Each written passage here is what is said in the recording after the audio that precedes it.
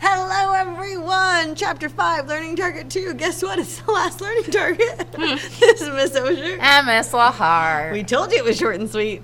Here we go. So, the key, people, inverse relationship in these equations is that between taking a square and square rooting.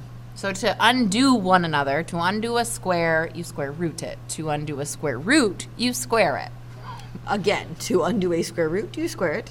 Mm-hmm. To undo a square, you square root it.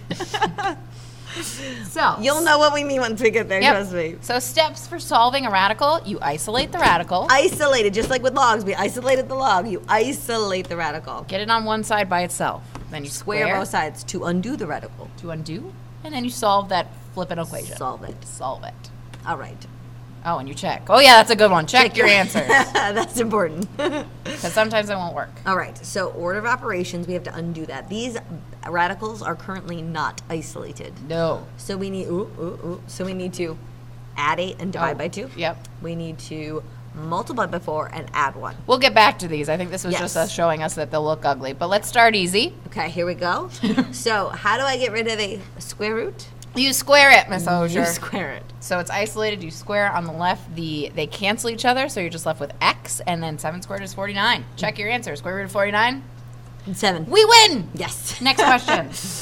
Square both sides. Okay. Because the radical is isolated. Radicals Don't isolated. add that 3. Do not add that 3 when it's like it's trapped in jail and you have to release it before you can add that 3. Yep, so we square both sides. The radical disappears, x minus 3, and then 5 squared is 25. Add that 3, you got 28. Oh. Check it. 28 minus 3, 25. Square root of 25? 5. Winning! Move Yes. to the next one. 2x minus 1 is isolated inside of the radical. We cannot add 1 or divide by 2 because it is trapped inside the radical. So we untrap it by squaring both sides. Ooh. So now I got 2x minus 1 equals 16. I don't know if I can do it, Miss Osher. Add 1, divide by 2. It's a decimal. I'm so scared. But that's okay. It's okay, people. Because check yourself. 2 times 17 over a half is 17. 17 minus 16, square root of 16. 4. We win. All right, let's hope it's harder on the next slide. Oh, Here we go. Okay.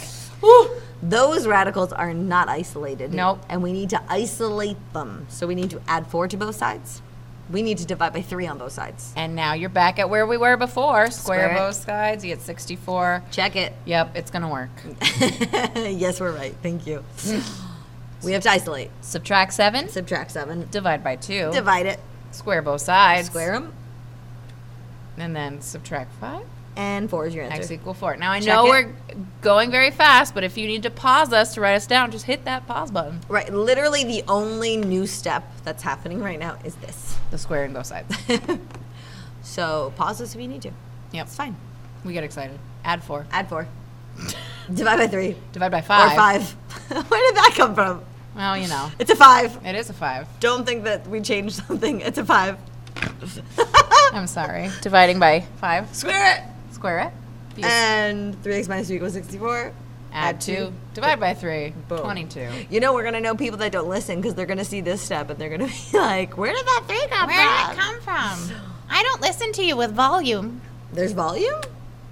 Oh. Some answers just don't work. Yep. Just These like are- life, things don't work. These are called extraneous roots. Just like our animations sometimes. They just don't work. We're having too much fun. Oh, no, these are the scary ones. Ah! People, we have talked to you about squaring binomials all year because you always do it wrong, so you need to do it right now. Oh, my goodness. Now is the time to shine. When you square both roots, Don't both sides. just distribute your square. Take that x minus 3, write it twice. First, outside, inside, last, Double distribute, distribute. foiling. And then you put it back. Put it now, back. I have a square, so in your head you should be thinking there's probably going to be 2 answers. That could happen with a square situation. I probably need to factor. Oh, gosh. So I get everything on one side. Oh, but this should be all right. All right, then I factors at factor it. 12. The add to give you 8, 6, and 2. Very good. You set each piece equal to 0. Now here is where the check is important. It is so important, always, but especially when you get 2 answers. Yep, because maybe one of them might not work. So 2 times 2 is 4. 4, are they up there? I don't know. Here we go. Oh, here we go. Okay, let's actually check the work. So when we plug in 6, look, it works. 3 equals 3. So now let's plug in 2. I'm thinking some. Oh, no. Oh, there it is. Ooh.